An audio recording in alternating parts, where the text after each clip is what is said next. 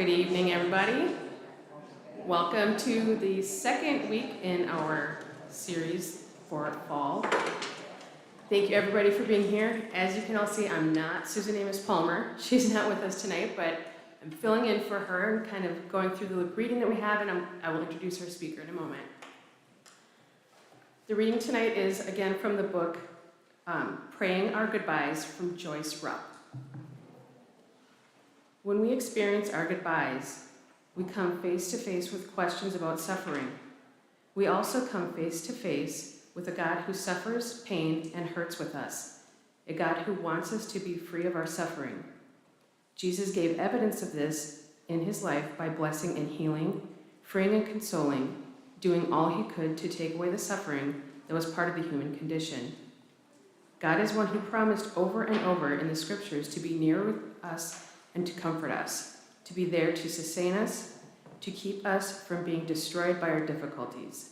This God is refuge for the needy in distress, a shelter from the storm, a shade from the heat, the good friend who stays with us in our struggles and our emptiness. I think of this God as being revealed in the woman in my community who comforted me when I received the phone call telling me of my younger brother's death. She came up and put her arms around my shoulders and held me as I cried.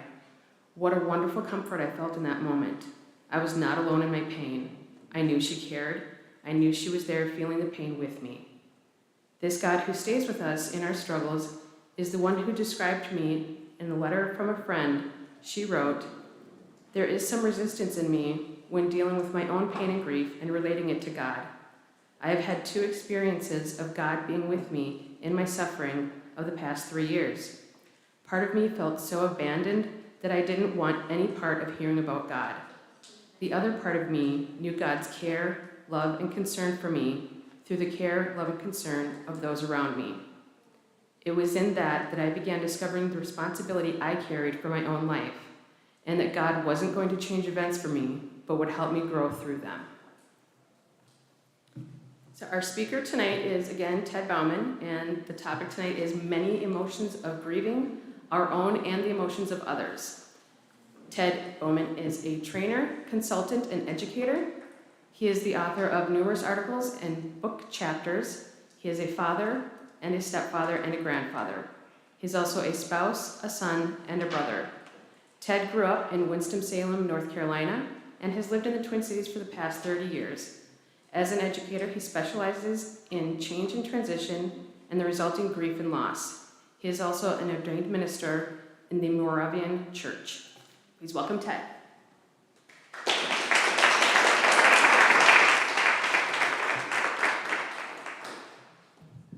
Good evening.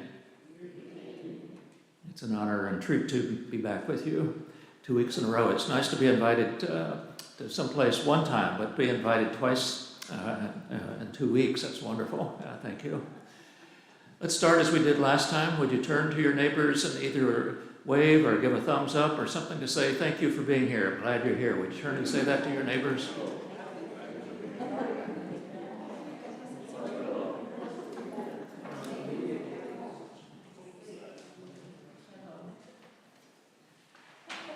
I remind you, those of you who were not here or perhaps still getting settled in last week, I've been saying that at the beginning of talks now, probably for 25 years or more. It comes from Bob Vaninga. It's the short version of the session, in case you need to take a nap while the talk is going on. It comes from Bob Vaninga, now a professor emeritus in the School of Public Health at the University of Minnesota. He says that those who get through a tragedy, those who get through a rough patch in their lives, those who deal with adversity well, point at least to one person who stood by them, supported them, and give you a sense of a hope, a sense of support. So at its best, it's what we call families. It's its best what we call neighbors, the community, and then coalitions of grief support like this. We all do better when we all do better, and we do better when we're surrounded by people who are willing to listen to our stories. And the theme this evening is especially related to that, because even in these coalitions, if not careful, we can put the kibosh, if you will, can set some limits on the amount of emotion that might be shared And we might react to the emotions of others, or may react even to some things that people are saying to ourselves. And so I want to try to help us to understand our own emotions, to try to be as respectful as we can and as loving as we can to people who say things to us that are a bit offensive, perhaps not deliberately so, in most cases not, but which shake us a bit, not the right thing at the right time, and we have that emotional reaction to them. So I want us to talk about those interactions as well as some ways to express some of our own emotions and thoughts. Julius Samuel from England says, "Our culture is imbued with the belief that we can fix just about anything and make it better. And if we can't, that it's possible to trash what you have and start over again. Grief is the antithesis of this belief that we can fix things. It eschews avoidance and requires endurance and forces us to accept that there are some things in this world that cannot be fixed." The notion that has come around in terms of grief and bereavement care that speaks to that is, back in the day, long ago, we strived for life after loss. Perhaps in rural America, other parts of the world, the old notion of get back on the horse, move on, get beyond that, and so on was kind of believed to be the sign of health. What we've learned over the years is that very few of us actually do that. Rather, what the new model is, how do we learn to live with loss? So it's not life after loss, but life living with loss. Anna Quinlan says that 20 years after the onset, 20 years after the accident, 35 years after the death, you may experience the continual presence of an absence. You may experience the continual presence of an absence. And that's quite broad. For some of you women or men, it can be the missing breast. For some of you and your loved ones, it's their mobility that they no longer have. For some of us who've had friends and relatives move into the fog of dementia, we lose their cheerleading, we lose their memories, we lose them as the historians of our lives. And it goes on and on. And certainly then after death also, the fact that we have buried the dead, have gone through a memorial or a funeral, doesn't mean it's now over. How do we learn to become a widower, a widower, the parent of a child that is now dead, friends and family, all of the rest? So I want to just guide us through some thinking about emotions, and I want to leave a bit longer time than I did last week if you have questions about this, because I know that this is one that lots of us struggle with. So first, the distinction that I shared last week, that loss is different than grieving. Loss refers to being deprived of or ceasing to have something that one formerly possessed or to which one was attached. As I said earlier, speech, memory, a role, a way of life, stability, dignity, our ability to make some of the choices that we've made. Think of what we've lost just in the 3 years of COVID-19 and so on. And so it also involves past, present, and future stories. That whatever is the present story of loss, of instability, of ambiguity, of whatever you might be coping with, often reminds us of previous stories that are in some ways similar. The current death of someone, for example, will remind us of previous deaths. That happened to me just now 5 hours ago. I was attending the 12th memorial or funeral that I've attended this year, 2022. A lovely colleague and friend, member of the church that I've attended for 40 years, and she died in July, and her memorial was this afternoon. And I found myself tearing up, not only because of her loss and all the respect that the people in the room had for her as we were hearing some of the stories, But clearly I was also thinking of the recent death of my wife Marge in July 2020, the death of my grandson in 2017, and some of these other funerals and memorials I've attended even in 2022. And so it all gets kind of wrapped around each other. And so then to get more close to our subject of the evening, the body's natural response, and I'm again repeating what I said last week, the body's natural response is to voluntarily or involuntarily grieve those losses. As we absorb them, as we experience them, the body's reaction is to grieve it, and that can be emotional, and we're going to talk mostly about that this evening. The sadness, the tears, the rage, the anger, the relief, the ambiguity, the confusion, the being overwhelmed, begin to bring up into your memory some of the feelings, the emotions that were attached to a loss that you might be focused on this evening. It's also cognitive, the thoughts, the information that we have, our understanding of what happened, and even that can create confusion that will roll it back to some of the feelings. The grandson that died at age 23 in 2017 died of an overdose. And so I have that information, but I don't know. We didn't do an autopsy. I don't know if he had an overdose only. That's ambiguous enough. Or did he complete a suicide? And was it fentanyl that was the cause of his death? He had one earlier episode of using fentanyl as his drug of choice. And did that push him over the edge? So there's lots of that kind of ambiguity, and I can think about that, ponder that, and look at some of the drug use in our country. But I also have those feelings of confusion and being overwhelmed. One mom, in response to that kind of story, said, "I don't know why. I don't have to know why. I'll never know why, but I just have to decide about my own living." So the mixing of thoughts and emotions as we are dealing with some of these kinds of things in our lives. It's also a spiritual response to loss. What kind of world, what kind of God, meaning making, how do we fit it into our worldview? And then, as I shared last time, it's a physical response to loss. Why am I so tired? I'm just not thinking clearly these days. Is that simply cognitive? Is it emotional that I'm overwhelmed and have too many decisions to make and having a kind of brain drain, emotional drain? Or is it that it's that mixture of things? So all of that's a part of what we experience with loss and grief.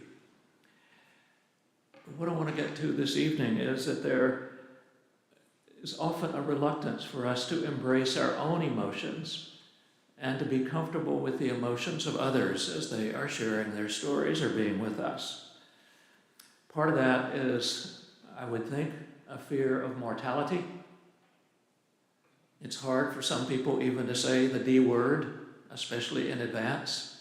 There are some cultures in the world where a physician, a medical provider, knows that someone is nearing death, and they're not permitted because of that culture to say the word aloud, but rather you tell the elder of the family, and the elder of the family will ascertain when and how and where to say the words, if at all. There's a kind of fear of mortality. More common here in the United States, and even here in Minnesota, is that there are some people who don't want to hear the word hospice even, because they associate hospice care with the D word, dying and death, and say, is there something else we can do? How about some palliative care? There must be another medication. No, let's not do hospice, because they associate it with mortality. And so there's that reluctance to even use the word, even though hospice is here in Minnesota in particular, but around the world, the focus is not on dying, but helping the person live as fully as they can for as long as they can.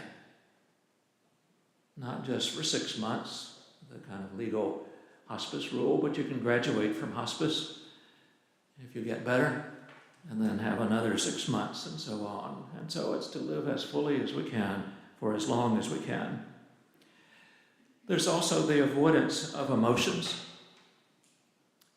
If I were to say to one of you, and I may do that, but after the talk you would probably respond differently, but if I were to just walk down into the congregation there and say this to some of you, how are you doing? And if we were doing some research, I'm guessing that 65% of you, closer to 70%, would say, hey, I'm fine, I'm doing okay, doing pretty good. It seems like our expected response is not to talk about a range of emotions or to use an emotional vocabulary, but rather to respond, I'm fine. Miriam Greenspan says that we want to put an end to emotional pain. And so we pay psychotherapists to cure it, take Prozac to mute it, so or some other medication, seek counsel from religious that exhort us to rise above it, read inspirational books to overcome it, join recovery programs and self-help groups to cope with it, spend millions to escape it, use alcohol, drugs, food, work, possessions, sex, entertainment, and all the techno toys that we can get around us to distract ourselves from the emotional pain. There seems to be an aversion for many of us to talk about tough stuff, to say the words. Then an added element around emotional care of ourselves and others is that how many times have you heard someone say, how many times have you said yourself, I just didn't know what to say. It's as if those of us on the caregiving side, on the carer side, sometimes don't have words and so don't know what to say. The result of that can happen, if I were to visualize it here, is that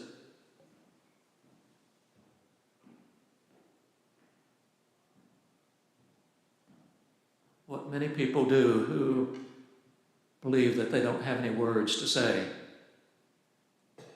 is to abandon the griever, to step back from the griever. Because I don't have anything to say, because I don't know what to say, I don't stop by.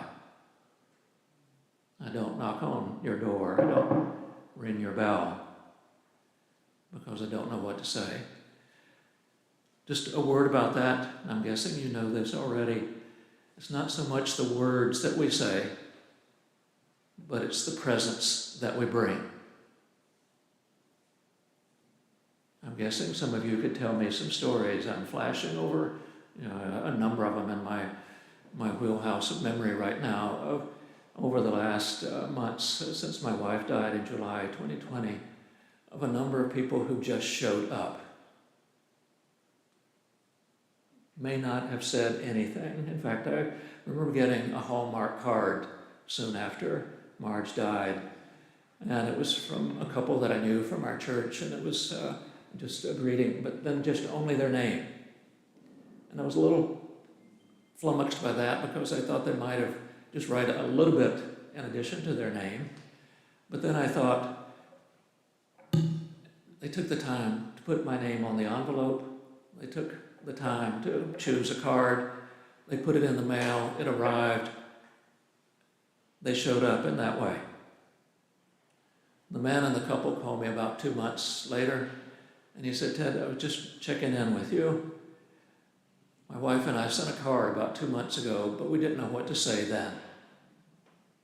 I'm not sure what to say now, but I wanted to let you know that we've been thinking about you for 2 months, and we're here with you. I said, you showed up at the right time. I needed to hear something like that today. And so it's 2 months later, it's 3 months later, but it's that presence and attendance that is so important for us.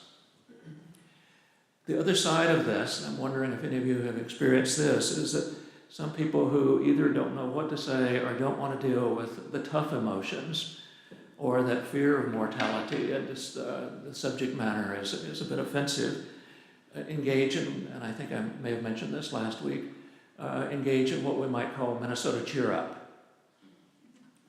What I mean by that is that it comes out of a well-intentioned place. It comes out of a caring place, a loving place. They want to say something that lifts the burden a bit, lifts the spirits, lighten the burden, a focus on strengths. Oh, you're so strong.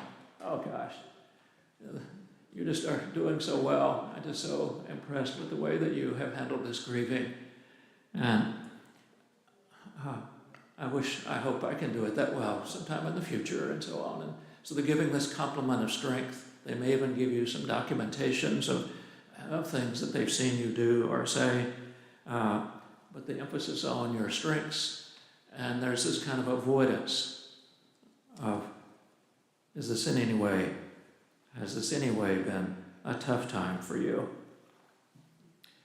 Here's an example of what happens when we do some of that kind of cheer up. I'm wondering if some of you have lived with cancer yourself and may know this. This comes from Judah Siegel, who wrote an opinion column for the Vancouver, Canada paper a few years ago, that cancer was not the best thing that had ever happened to her, which got quite a bit of response by readers, wondering what that was going to be about and so on. But here is what she had experienced in this case as a cancer patient. So we're not dealing with death, but living with cancer. That she experienced the perceived requirement to be positive and pink-minded. She had breast cancer, so was wanting to use all the resources of that support group. And she said that can be a burden on the ill person. That there was this perceived requirement that she was to handle this well. She was also said that having cancer was misrepresented when it was represented as an enriching, ennobling experience. You'll learn something from this. Oh my, I bet you've learned some things already. So many people talk about just the way that they have survived and lived with cancer. Oh, I bet you're one of those. Then she goes on. People affected by cancer would rather have the difficulty of their experience acknowledged than to be congratulated preemptively for their strengths. I bet this is hard. I haven't had that kind of cancer, but what do you want to talk about today? The tough stuff or some of the ways that you're coping well? Where do you want to go? Meet the person where they are, not putting them in this place that you're expecting strengths and so on.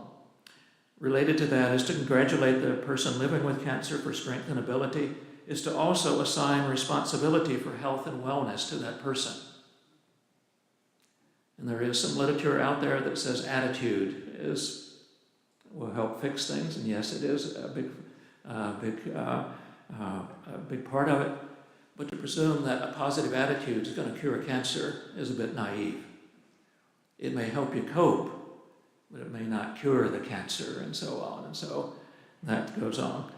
You can see she's on a little bit of a responding, but think about translating this in terms of your own experiences of other losses. Friends and family members often need reassurance that everything is okay when they call, placing a burden of care on the ill person, himself or herself. I just had to call today. I hope you're doing well today.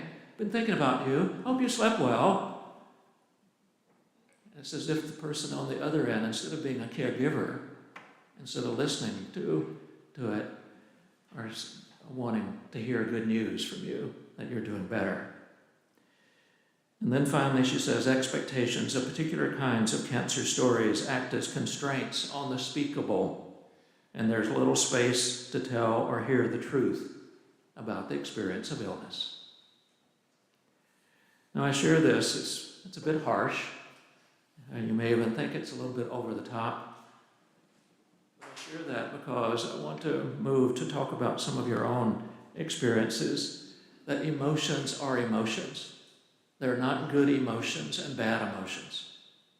Emotions are simply part of what goes on with us biochemically and psychologically and with our whole system and so on. And so we have a range of emotions. And I've called out some, and I'd like to hear just you to call out some, if you will, with me in just a moment. But it's everything, as I said earlier, from sadness and tears to rage and anger to relief to ambiguity to being overwhelmed to be scared, on and on, all of the kind of emotions that can build up inside of us and so on. Would you just call out any of the range of emotions? You don't have to tell us what your loss is, but would you just call out, use your big voice to call out some emotional words that you have used for your losses? Shock. Disappointment. Disbelief. Pardon? Disbelief. Disbelief. Yeah, which can be the mixture of cognitive and emotional, but I just can't believe this. And overwhelming. Yeah, what else? Failure. Famine? Panic, yes, thank you. Yes, you just hear the range. Emotions are emotions. So let's be careful about being judgmental of ourselves or being judgmental of others in terms of their emotions. If there's any issue, if there's any danger, if there's any challenge, it's what people do with the emotions. If someone is angry, as I said, or calls that out, I would prefer, if you are angry and that's a dominant kind of experience because of losses in your life, that you not get in a car and engage in road rage. So it's what we do with the emotions. Do we take out the anger on medical providers, on our minister, on other family members who, quote, didn't show up? It's what we do with those. Yes, we may need to have a family conversation about the caregiving and who is doing what. But can we be there with people around their emotions? Here's a Hasidic saying that goes back for centuries. One person says to the other two guys, in this case, tell me, friend Ivan, do you love me? Oh, I love you. Yeah, deeply. Do you know, my friend, what gives me pain? How can I know what gives you pain? If you do not know what gives me pain, how can you say that you love me? That's one of those aphorisms, parables, of that if we really are willing to be there for another, are we willing to be there with them around their tough stuff? And to be willing to hear the hard stuff that is there. Not, again, that we have to be a psychotherapist or a fixer or someone to cure it, but rather to acknowledge that, and if they do need help finding resources because they are reacting over the top or putting themselves in danger or others, that we are willing to simply be there with them and to talk with them about some of these kinds of things. So there are no bad emotions. Emotions are emotions. It's how someone expresses the emotion that can be challenging, troublesome, or dangerous. And so let me just suggest some ways in which we can be there for others and some things that you might do, and then let's get a few questions before the 7:45 time. If you're struggling in some cases with what to say and how to be with another, I would urge you, as I said, to simply be present without words. There's an oncology physician who had just come out of medical school and was new to doing the service but had been well trained and so on, and he was about to walk into a room where a woman was dying of her cancer. And he realized as he was getting close to the door that he didn't know what to say, that he had oncology training, but he didn't have bed care training. And he wasn't sure that he would be adequate to walk in. And he knew that he could easily have an excuse. He could say, oh, excuse me, my beeper just went off. I'll be back a bit later. There's another call, a crisis down the hallway. He knew there were ways he could get out of there, but he could not let himself get out of the room. And so the daughter was sitting there with her mother who was dying of cancer. And so the man just gently walked in, pulled up a chair, near the bedside and just sat there. He did greet them, but he had very few words other than that. Sat there with them for 10 minutes or longer, greeted the patient and the daughter as he departed. A few days later, he met the daughter in the parking lot after the mother had died. And she said, of all the days that Mom was in the hospital, the one I remember and cherish the most is when you came and visited with us. No words, but presence and willingness to be there and not to fix it or to rescue, and so on. So what might I advise you in terms of your own assertiveness? I've talked a little bit more about how we are treated by others. I hope you're hearing in this a tone of, I hope you'd be willing to speak up. To speak up. If someone says, how are you? And you're in a rough patch at that particular time, to say, I'd like to share with you, I'm really in a rough patch today, but I wonder, are you willing to hear it? Do you have some time? Because this may take a bit of time, but I could really use your support right now.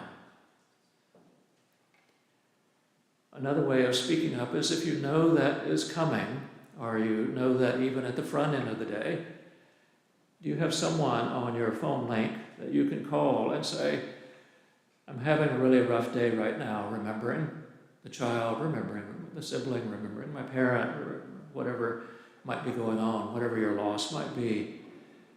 Any chance you would be available for even an hour for a cup of coffee, I could just use someone to offload with. So be willing to speak up. I hope that you might be willing to do that in the support group tonight. I know in some support groups, people take a little bit of umbrage when someone says, I just need to offload. I just need to scream. I'm not asking you to fix it, but this is the safest place I know. Would you just let me scream for a moment or two? And I hope you, as a group member, would allow some. Often they will say, after they've done a bit of a rant or their own kind of howling in some way, to say, thank you. I haven't been able to do that at home because I don't want to scare the children. I don't want to worry my family. I thought I could do it with you. Thank you. That's all I need tonight. Thank you. We began to do that. Secondly, I would urge you to be willing to ask for help, and I mentioned that even by making the phone call, doing something in advance. If you know the anniversary is coming up and you would like to visit the cemetery, or there's some favorite place that you knew that you wanted to go because it was the dead person's favorite park, or by a lakeside, or that kind of thing, or you wanted to go into a store that was just filled with memories and so on, to be willing to say, would you be willing to accompany me? To ask someone to do that. So be willing to look ahead and ask for companionship. Would you be willing to ask someone else to facilitate so that you don't have to be the host or hostess at some gatherings? If the family is gathering, and you know, or friends are gathering, some of the people here in the room here live in a group living facility.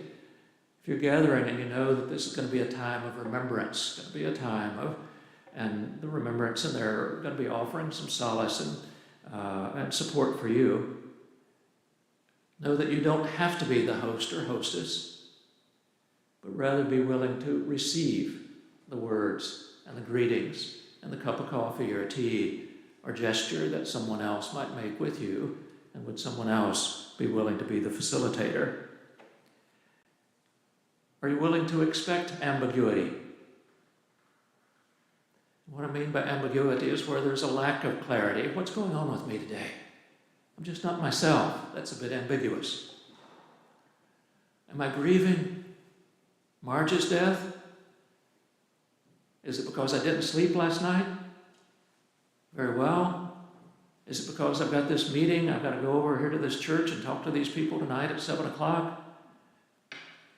If there's some ambiguity, are you willing to pause, center yourself, and say, hey, what's going on? And check yourself to see if you're underreacting or overreacting.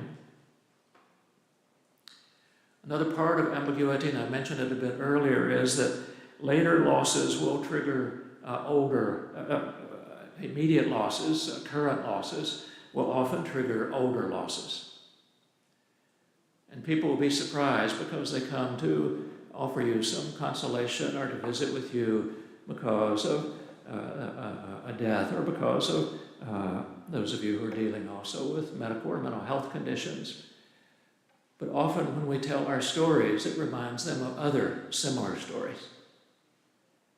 And so rather than talking about their current experience of living with cancer or being the parent of a child with diabetes or living with Parkinson's or whatever it might be, they're telling you stories that don't seem to be current, but that's part of the grieving process. Because it's reminding you of some of those people from the past, and they begin to get intertwined together, and you may need to hear a number of those stories. Louise Erdrich, the local writer, a native woman here in Minnesota, also would say, and I'm wondering if you're willing to do this, sometimes you have to hold your own hand. You have to befriend yourself, if you will, and to tap into your own resources and say, I've dealt with tough stuff in the past. I think I can get through this. What do I need and want to do right now for myself? Do I need to walk outside, get a little fresh air? Do I need to turn to scriptures, to one of the meditation books? Do I need to fix myself a cup of tea or coffee?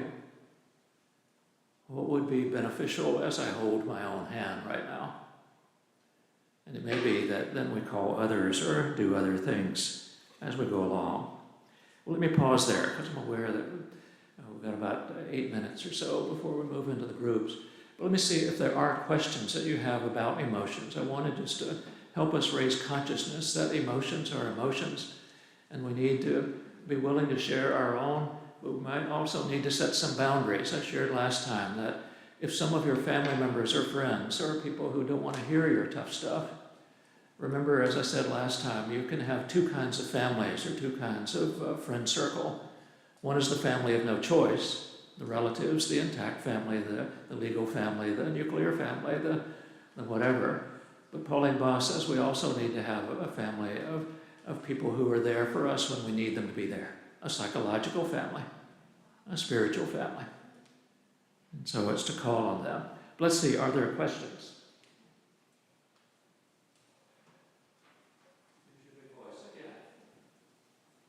Questions about emotions? Don't be on somebody else's timetable.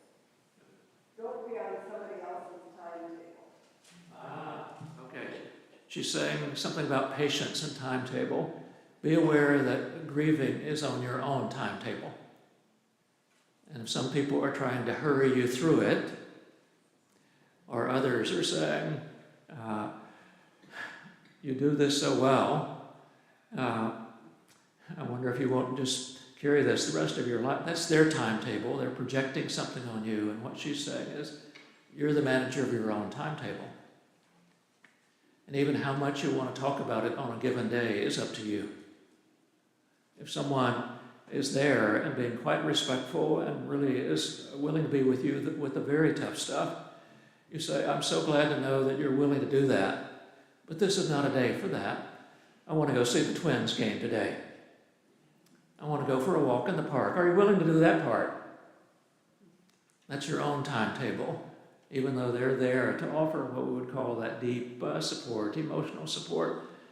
If this is one of the days that you just needed not to do that, you need to set your own timetable. Thank you for that observation. Another one.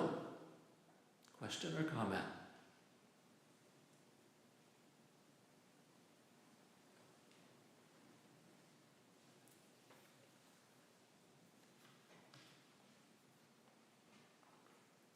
Okay, maybe just a couple of closing pieces to I hope you can have this conversation in the group. I mentioned the last week, and let me repeat it, and then I want to just share with you a couple of other things. One is that it may not be possible that joy and grief can occur simultaneously, but they can occur alternately. That very close to moments of deep grief, you may experience laughter about something the person had said or done. It's that they can interact. Now Nodding says it. So it may happen that even in the deepest grief, filled with guilt and sorrow, regret, despair, I may still see and feel joy there in the moment, trembling at my fingertips. Some people tear when they're crying, the sadness. Some people tear when they're laughing, because they're smiling about some of the fun things that they experienced in their lives and that went on. Be aware also that even in the midst of the grieving, here's where a cognitive and the spiritual may overlap with some of our emotions, that you may have thankfulness in the midst of your suffering, which is not spin or rose-colored glasses, is not look on the bright side, but you may be thankful and have that emotion even as you also are dealing with the tough stuff. Here's some examples of thankfulness that I've heard from grievers like you. Thankfulness for insightful perspective, including appreciation for mystery and ambiguity, that someone helped them to understand the importance of timetables and ambiguity and so on. Thankfulness for resilience and unexpected capacities. I didn't think I could do this, but boy, we did it all right. I think we got through this. I think we did well. Thankfulness for unusual intimacy. A few of you have heard this story before. I walked out of a care facility one evening with a woman whose husband was dying of a brain tumor. And I sat with them for 2 hours that evening. I'd been there before to do the same as he was moving closer to death. And as I walked out with her that second evening, I turned to her and said, "Is there any other way I can be helpful to you?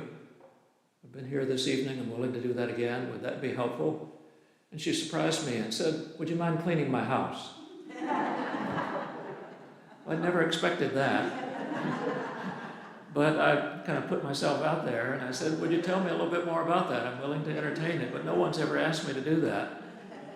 And it was a great teaching moment also about grieving and about emotions. She said, "Ted, it's so hard to be in this place of death and dying every day and then go home to a dirty house. I just don't have the energy to clean it anymore." So you know what I did? I cleaned her house. So be willing to ask for that kind of tangible support, and it's what I call unusual intimacy, because some of you are writing down your addresses, wondering if I'll come to your house. But here's what I know about her, if I can be quite blunt in this place. Some of you, if you wanted me to come clean your house, you would clean your house, you would clean your house before you'd let me clean your house. This woman didn't give a damn. She just wanted a clean house. So, I was opening closet doors. I was, being sure that there wasn't stuff kind of stuck under the bed and so on. So I was seeing things that she probably didn't want me to see, including the sink full of dirty dishes and all of the rest that she simply wasn't able to get to. So be aware of thankfulness for unusual intimacy. Thankfulness for helpers and carers like you're going to meet in the group just now. Thankful for new ways of coping to get through this. Perhaps even thankfulness for being sharper in your faith. Maybe a deeper faith, but also now you have some faith questions that you want to talk with your clergyman, your clergywoman about, because it's raised some questions for you about your own faith. So it's that ability to waffle between thankfulness and the suffering. Well, one more piece that some of you may have heard that's been around for a number of years by the famous writer Anonymous. It's remembering with gratitude in this mixture of the emotions that we have. You can shed tears that she is gone, or you can smile because she had lived. You can close your eyes and pray that she'll come back, or you can open your eyes and see all that she's left. Your heart can be empty because you can't see her, or it can be full of the love that you shared. You can turn your back on tomorrow and live yesterday, or you can be happy for tomorrow because of yesterday. Becoming the future story. You can remember her and only that she's gone, or you can cherish her memory and let it live on, what we call continuing bonds. You can cry and close your mind, be empty, turn your back, or you can do what she would want, smile, open your eyes, love, and go on. I hope you'll be willing to embrace a wide range of the emotions as you care for yourself over these next days. Thank you for listening.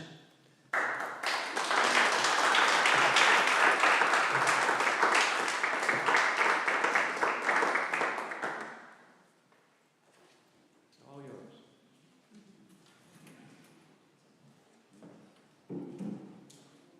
Thank you, Ted, for being with us again tonight, because we always like hearing what you have to tell us. Next week, our speaker is Janice Winchester-Nato, and her topic is going to be Grief is a Family Affair. So groups for tonight, we've got 3 groups for loss of spouse. They're all going to be downstairs, so over and down the stairs. We've got John Dahl in the music room, Jack Anderson, and Jan Nelson Schwartz, both in Fellowship Hall, but at separate corners.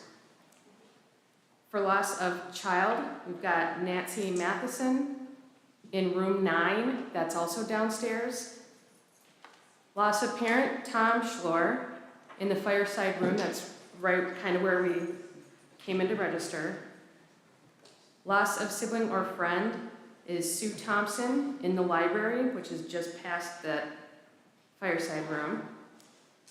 Transitional loss, caretaker, divorce and separation, that's me, Charlotte Drone, in the small office, so again, the same place we were last week.